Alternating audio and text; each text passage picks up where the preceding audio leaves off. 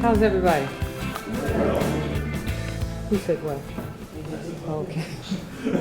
Just checking. Well, I just wanted to introduce you all to the process that we've gone through. As many of you know, we now will be putting up the cameras, speed cameras, as red light cameras, as well as speed cameras.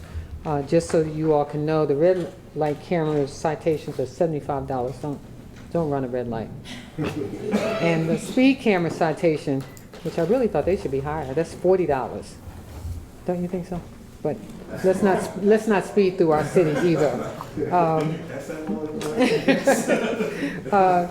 So we have. I thought that it was important that our acting Department of Transportation Director explain, along with the folks, Mr. Liberati, how we got to this process, and my opportunity actually to talk to other cities who are engaged using these same companies, Chicago, Montgomery County, and the state of Delaware. And so what I asked is to be able to talk to, I was in Chicago, had a conversation to see if they're working, had they had any problems. These particular cities say that they're working for them. Having not been here through the last process, I know I've taken quite a bit of time to get to this point. People say, is it a revenue generator? Yes, it is. Do we want people speeding through our streets? No. Do we want folks running red lights? Absolutely not. And so the first 30 days, and I just want our city residents to be aware, and those who are traveling through the city of Baltimore, that the first 30 days will be a trial period.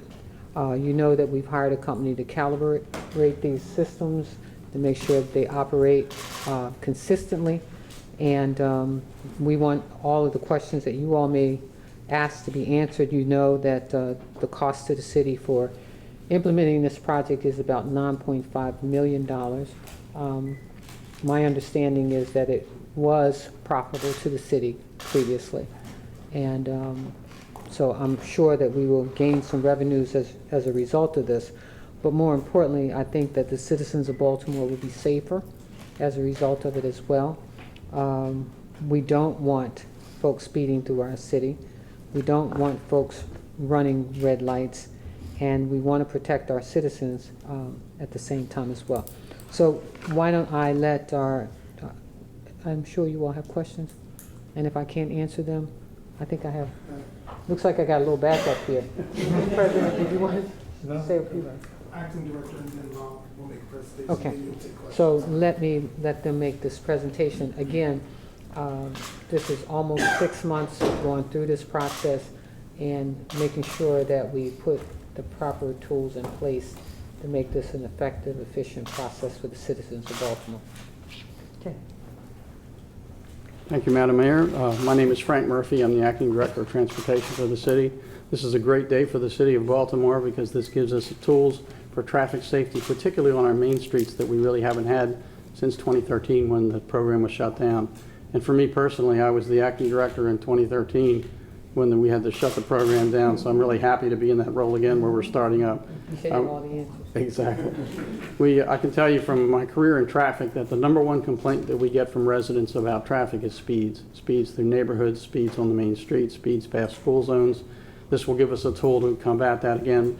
Up until the camera programs were available, the only tool we really had was to have police officers sitting out and trying to nab speeders, but that's a very labor-intensive effort, and of course we need our police to do many other things too. So when the availability of a program that could enforce speed and pay for itself at the same time, it's kind of a no-brainer for us, and we're very happy about the traffic safety benefits that this is going to provide. So I'd like to introduce one of the things that we did. I think the smartest things we did was to hire a very experienced manager of an ATVES program in another county, PG County, and I'd like to introduce him to go through the rest of the details of the process that we used to get to this point today, and that's Rob Liberati, who ran the Prince George's County ATVES system. Rob? So when you run, Good morning, everyone. Prince George's County. I am a retired police major from Prince George's County, Maryland, where I spent 30 years, We're hiring. including about 10 years experience with red light and speed cameras. I'm joined today with these great people up here, but there were other parts of the city government that really helped us out, and I just want to recognize them. The Baltimore Police Department, I think Major Corbett's here. There he is. Great partner with us. The Mayor's Office of Information Technology and Communication, I'm sorry, Mayor's Office of Information Technology, Finance and Legal helped out as well. And there's been other parts of this city government. So this was a multi-agency project to get this back online. Baltimore, as you know, we're a major city, just like Washington, Seattle, New York. We face major city problems. Like these cities, we have traffic issues. And the challenges on our police department, on our traffic enforcement officers are much more than the personnel we have. So by putting cameras out, it's a force multiplier. We can use our police officers and we can use our traffic enforcement officers for more detailed duties. We've chosen 2 experienced camera contractors. They are American Traffic Solutions, and I have Mr.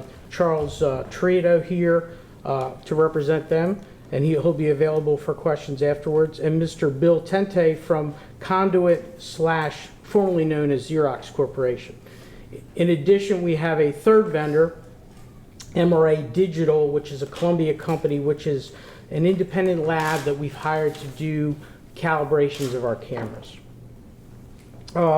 As far as our history with cameras, I just want to say we understand that people are upset and frustrated by what happened in the past, and we are as well. Because of that, we've taken all of that information, we've taken all of the suggestions, we've taken all the comments, and we've used them to formulate this new program. Changes. There's going to be changes. The changes that I'd like to highlight are, number one, fees. Our vendors are not going to be paid by a split of the revenue. They're going to be paid per camera per month. We're going to be renting the equipment. We're not going to own anything, and their payment is not based on violation numbers. Number 2, staffing. Baltimore City, besides me, has hired an ombudswoman, I guess you could say.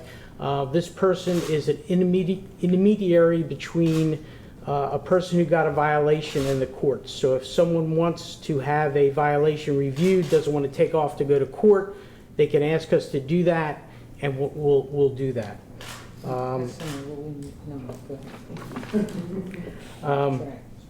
We also have, DOT also has 4 quality assurance analysts. These are civilians that will review violations, and they have a supervisor as well.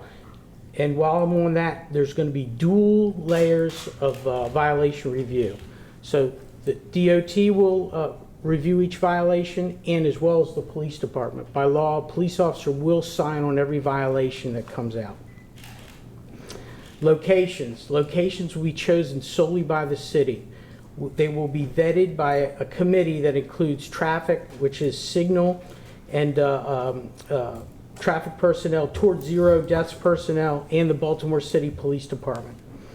We will use crash data, community input, and other data that we have to help make decisions on which locations should be enforced with automated traffic enforcement, or should be recommended for other changes, striping, signage, etc. As the mayor said, there'll be a 30-day warning period before we begin to issue violations with a fine, and then thereafter, a 15-day period with every new location will not be enforced for at least 15 days after advertisement and signage goes up. Camera calibration. Each camera will be calibrated by the independent lab before it's put on the street, and each year thereafter. In addition, there'll be 2 daily self-checks which will be monitored by the city.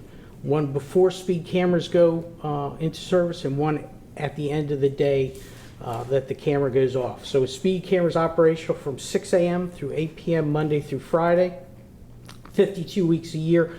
We'll be verifying, we'll be checking that self-test each day that the camera is operational to ensure that, that the cameras are calibrated. If they're not, any violations in that period will be voided and the camera will be turned off. Proper school zones. School zone by law is a half-a-mile radius of a school K to 12. That's it, K to 12. Where school-related activity occurs, including travel, drop-off, or pickup of a student. So it's not only within that half-mile area, it's got to be a school zone where those things occur inside that half-mile area. Public information and outreach. Each camera contractor is providing $125,000 dedicated to public information and outreach per year, and we direct how that's spent. That could be advertising, that could be educational videos, whatever we see the need for. And then finally, for speed cameras, secondary speed verification. We're not only going to have one speed calculation, but we're going to have two that our reviewers will see and able to verify the violation. We'll have two speeds for the reviewers to check, which should be the same or very, very close. Operation of motor vehicles in violation of red lights and its speeds above the limit set by our traffic engineers are common factors in fatal injury and property damage accidents involving pedestrians and motorists alike. This behavior is a characteristic of aggressive driving or of just inattention. In addition, and we haven't talked about this yet, commercial vehicle cameras. We're getting up to 6 commercial vehicle cameras that the Maryland state law gives the city up to 6. And that's a continual complaint that we get from our citizens, that their streets, that their houses are shaking and rattling because of huge vehicles that are going through residential neighborhoods. We have streets that are marked no more than 3/4 of a ton truck or no commercial vehicles that may pass, and sometimes trucks are going through these routes to skip tolls or as a shortcut, and it's doing damage to our streets and our homes. We're going to be able to enforce that. That is a 3-tiered fine schedule. It's a warning for the first offense, $250 for a second offense, and $500 for a third offense or more. Our implementation, according to our RFP, is 10 red light cameras, 10 fixed speed cameras, and 10 portable speed cameras. That's our goal for the implementation, and then after that will be driven by the need by each location. In closing, I just want to say this. Safety is our #1 priority. Baltimore City experiences over 20,000 crashes annually, in which 23% result in injury. Nearly 1,000 pedestrians are involved in crashes every year, and 25% are children under the age of 18. On average, 31 people die from crashes each year in the city, of which pedestrians account for 40%. Even if a pedestrian is at fault, vehicles traveling at lower speeds help give that pedestrian a chance at survival. We need to ensure that our streets are safe for walking, biking, and other modes of travel. And we know national studies have shown that speed cameras have attributed to up to 93% in reduction of crashes at locations. Baltimore City Department of Transportation is committed toward moving the city to 0 traffic deaths. We encourage everyone to be safe on our streets. And the best way to avoid a ticket is to obey the speed limit, is to stop for red signals. Today, as you see, we have some of the equipment we'll be using. Feel free afterwards to examine the equipment. If you have any questions, we'll have technicians here to answer them. Thank you. Thank you. Mr. Key, just spell your last name, please. Sure. Liberati. Thank you, sir. Any other questions? So does everybody- When does it start? When are they gonna be in place? When, yeah. The mayor's asked us to have the cameras up by the end of the month. We're going to do our best to do that. It'll probably start with a couple of portable speed cameras, and then we'll roll out after that. But we'll make subsequent announcements as to when and where these cameras will be, and when we officially start the warning period and when it ends. Did I hear you correctly that we have to notify folks 15 days in advance of when those cameras are up? When we have after our original 30-day warning period, whenever we move a camera to a new location, we have to make sure that it's signed and advertised 15 days before we start operation there. Oh, we will have a hard and fast date because we need to make sure that the public knows a hard and fast date when the first camera appears. Yes, Did ma'am. I hear you correctly that on the speed cameras, they don't operate 24/7? Correct. Speed cameras in most places in Maryland by law are Monday through Friday, 6 a.m. through 8 p.m., 52 weeks a year, including holidays and summer. And that's because they're close to school zones? That's the Correct. intent? And that's that's state legislation that's mirrored in city code. Now, Montgomery County was grandfathered. They have some other residential zones. Prince George's County has higher education zones, but for us, that's all we can enforce. And you said the cameras are going to be calibrated daily. Correct. There's this daily self-test, similar to when you start up your car and it goes through a check. We're going to read those checks every day at the beginning and the end of the day to make sure that camera's functioning properly. One of the measurements is an internal speed check, almost like a tuning fork in front of a radar camera that measures speed to ensure that it's accurate. Every day, make sure that it's calibrating right. And Correct. the speed it's reading is Correct. And that information will be logged, and that's available for evidence for court. Can I ask you about the review by a police officer in, I think it was 2011 where this occurred, where there were thousands of citations that were signed by an officer who was dead, had been killed in a car accident. And so are you gonna have a live officer who reviews this on a, well, I mean that. Right. Anyway. No, he meant it. Are you gonna have like a real live officer that's reviewing a citation? Because at that time, it was just a Stamp. rubber stamp. So how's that gonna work for, because there are a lot of citations. Well, I think that the real issue wasn't the fact that it was rubber stamped. I think the issue is that there was a glitch in the computer. And the officer sequence number was accidentally put on the officers who was living tickets. So it wasn't an officer just stamping them. It was an issue with the sequence number and the glitch that was in the computer. So how does that change now? So It changes now because, as the director said, that we're going to be doing a constant update every day. I do have a sergeant who's going to be ultimately responsible for this program, and we're going to have several officers that's going to be trained, along with the time limit that each officer must stand in front of the computer or sit in front of the computer and do this. Those things have been reduced. We looked at other agencies to see exactly what other agencies are doing, and we're going to copy exactly what PG County and other agencies has been is doing. this something that needs a sworn police officer, considering the, shortage of sworn police officers on some patrol units, et cetera? Does this program need a sworn police officer involved? Well, I think by law, that it's a state law that they must have a sworn officer. And so in the past, when there were many, many speed cameras, officers were reviewing something like 4 to 6 tickets per minute, right? Now with this much smaller program, what do you think do you think the officers will have more time to really review these things? Yes. And in terms of the technology, this is laser technology now instead of the radars. In the past, we were still using radar. Yeah, there's a tracking Step radar. up to the podium. We're going to be using both a tracking radar and a laser. So it depends on which piece of equipment we're using, but the idea is you're not just sending out a cone of radar, you're zeroing in on a vehicle, you're following it and taking several measurements of the vehicle. And when you said there's going to be 2 verification or 2, are those both radar or is one laser? I believe one's a time distance calculation, and it's used to verify that we're dealing with the same vehicle. And will motorists who get a ticket get evidence, pictures of how far they've traveled, their time? They'll look similar to the other violations. The violation form itself is mandated by court. It's a court form.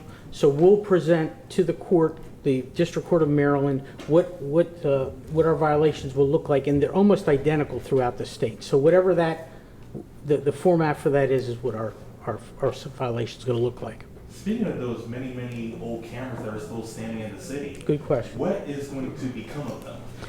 You too can have. Can we put one on Boston Street?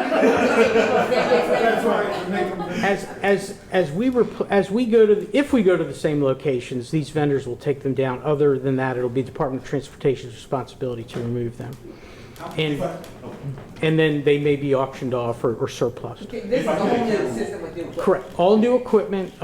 We may use existing poles, but that's it. New cameras, new flashes, new control boxes, etc. Nothing will be reused other than poles. If I get a camera, Madam Mayor, can you sign it?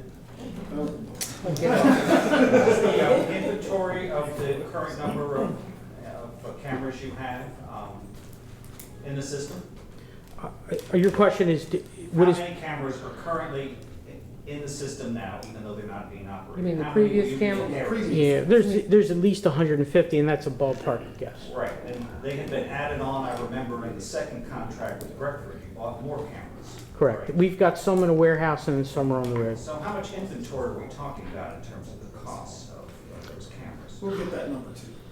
Yeah, I couldn't put a price on it. Don't guess it, yes. Right, and those will probably be auctioned off in the future. I mean, the boxes and things we may be able to use for other traffic control devices and things, but for the most part, they'll be auctioned. Madam Mayor, why should the people of Baltimore have confidence that this new company that was once Xerox, that did not run, according to the audits, a good program, why should the people of Baltimore believe Conduit will do a better job? Well, let me just say, unless somebody else wants to step up to the plate, let me just say that I think we've done a good job of reviewing the program. I think we've done due diligence in talking with other cities to see what companies they are utilizing, and this company is being utilized in other cities and without complaint. And let me just say, I think with the calibration process and with the review that we put in place, that I think that we will instill confidence in the citizens of Baltimore, and I think that's why. And then utilizing this 30-day period to again, for us to examine, to make sure that we put forth the right kind of program. And then, as we said in this process, 15-day notification of where cameras are going to be placed is something that we'll do. And even before we start this program, we will give a hard, fast date. I mean, this is, also about safety for the citizens of Baltimore. So I would hope that they would have confidence in the process that we put forward. One of the things that I, continue to say, that we want to make sure that government is transparent. We'll be open to questions. Even the review process, I think, is a little bit different, and the panels that will get a chance to look at this. So, I'm hopeful that the citizens will have confidence, and at the same time, I'm hopeful that we are running a program that'll be effective. Is the representative of Conduit here? Yes. Can we ask that question? Could I jump in Sure, before that? jump in. Just to clarify, the Xerox ran our speed and red light cameras before. They're going to be doing the red light camera now, and there was never any problem with Xerox's red light operations before. That was flawless. The only problems we ever had were speed. For Mr. Murphy, the Question? contract has in there $625,000 to a public relations firm, Sandy Hillman. What would the $625,000 be used for in this program? Well, as Rob mentioned, we're going to be meeting with both major vendors to determine how we want that to be used. The idea, of course, is we want to make sure everybody knows the program's starting up. We want to get the details out, let people know about the 30-day, grace period where we'll be doing warnings. So that would cost $600 plus? Well, that's over a 5-year period. That's over a 5-year period. Yeah. Why couldn't your in-house PR people do that? They could do it too. Excuse me? They'll be involved as well. Okay. So there is a representative from Conduit? Yes. Yes. Would you like to step up to the plate? Thank you. Yeah, what is Conduit going to do better now to obviously people in the city have concerns about these cameras working properly. There's been a history where they weren't working properly. What is Conduit going to do to ensure that these cameras work properly and that people can trust these cameras will put out correct results? So I think most importantly, we were awarded the red light camera contract. So for us, focusing on that technology is what we have to do. We're no longer using the same measurement sensors that we were previously. So in this, we're using a smart radar as opposed to a radar that was more focused on the largest or the fastest vehicle. This one can pick out individual vehicles across the whole roadway. Secondly, with the red light focus, most importantly, we only need to see the vehicle before the stop line and then into the intersection with the light being red. So for us, speed is a component of actually identifying the red light violation occurring to know if they're going to stop before the stop line, but it's not part of issuing the violation. It's kind of like the old Xerox state and local solutions. Pretty much, for the most part, yes. This will be the final question. Oh, sir, keep saying, yeah. State your name and spell it, please. Name?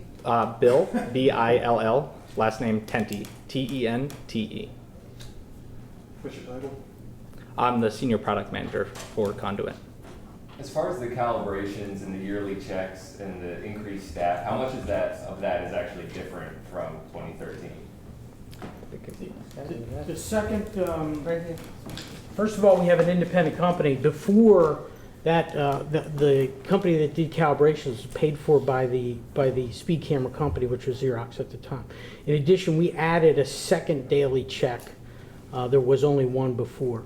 And I neglected to mention this, but when we put a camera down on the street, we are going to test it ourselves by running police vehicles by its certain speeds, just to verify at the time we put the camera out that it's operating correctly. Okay, thank you. We're going to ask everyone if you would step into this room over here. The mayor will stay right here. Guys, we have 5 minutes for you to ask any additional questions. The mayor has to be out front. And I hope you'll join us for the Heart Association and hypertension bus out there. And I'm not getting my blood pressure. Thought I'd announce The that. administrative results of the investigation of the officers in Pretty Great Days are completed Yes. and have been turned over to BPD, and it's, now everybody's waiting to know what's the public going to know, if anything, and when's it going to know. How can you answer that question? Well, I don't have an answer for that question, Jane, but I will have a conversation with the police commissioner about what will the public get to know as it relates to these investigations and the outcomes. As you well know, this was an independent investigation, and so I'll have that conversation. I'll be able to share what I get from that conversation with you following that. Madam Mayor, Jesus Peraza is the man who was arrested or detained by ICE outside of Hempstead Hill Academy over in Southeast. He has a trial hearing on June 1st, and that will determine whether or not he gets deported from the U.S. He's right now in Frederick's holding cell. Where? I'm sorry? You said he's where? Fredericksburg. Fredericksburg.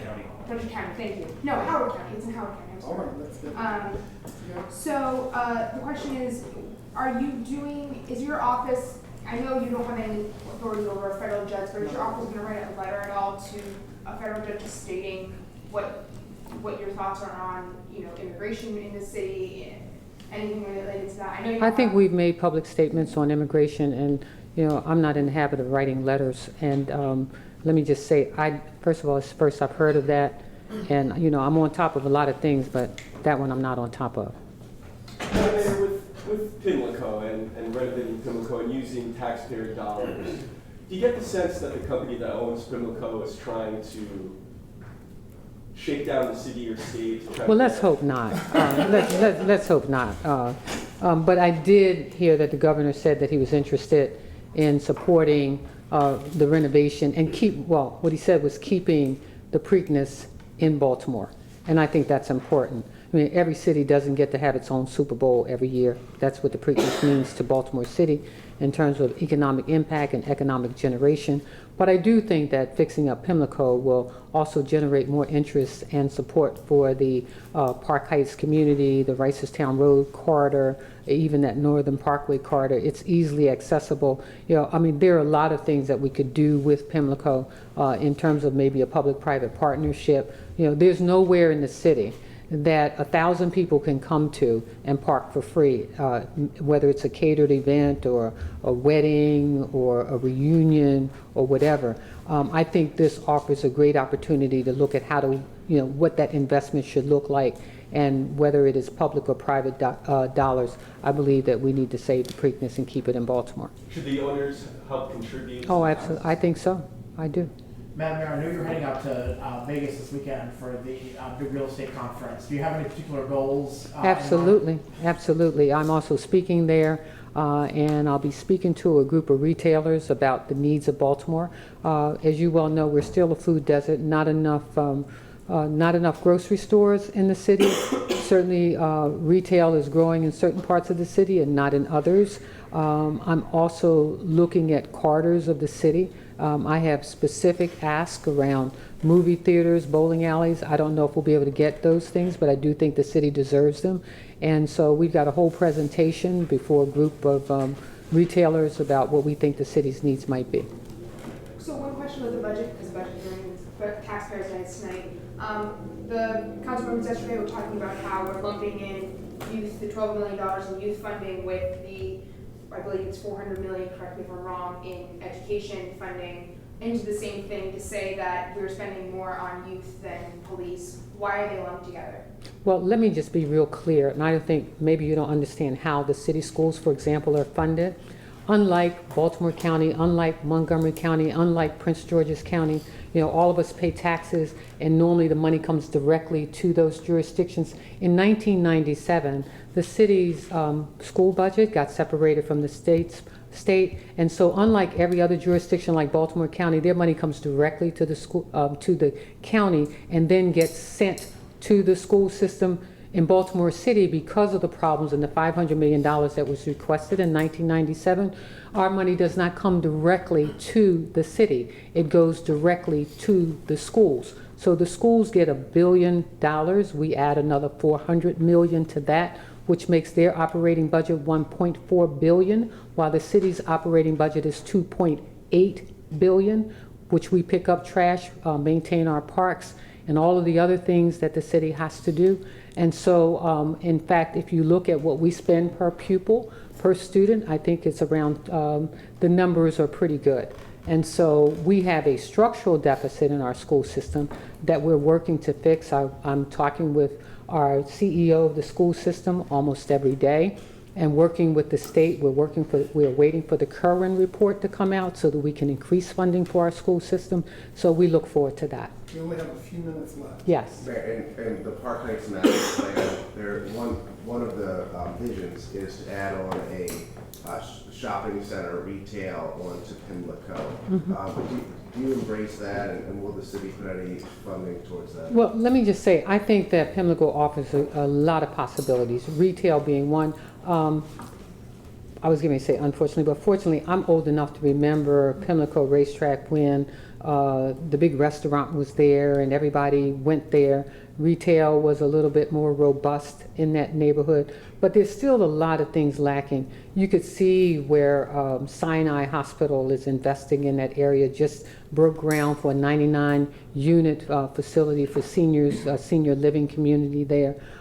Expanding, you saw the new center where you can get emergency care right there on that campus. I just think it's a great community to invest in. And so whether it is adding additional retail, especially along that Belvedere corridor, a great opportunity for a shopping center and retail establishments that will make a difference in that community. And as I said earlier, one of the things that we're doing, because that area does get slots impact money, so we're focusing that slots impact money this year, 80 to 85% of the money is going to be focused on that Park Heights corridor.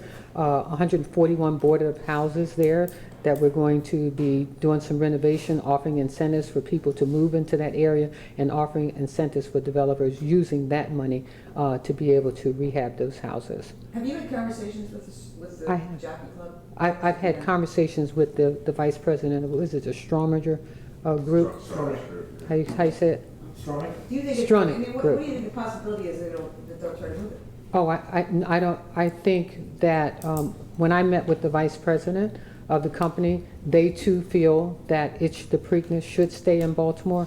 And we talked about if we were to engage in an MOU around the rehabbing of Pimlico, and what they said to me is that for the $350 million, we might as well tear it down and build a new facility. And that they would be willing to engage in an MOU to make sure that the Preakness stays in Baltimore. Because right now we have, sorry, last one. Go ahead.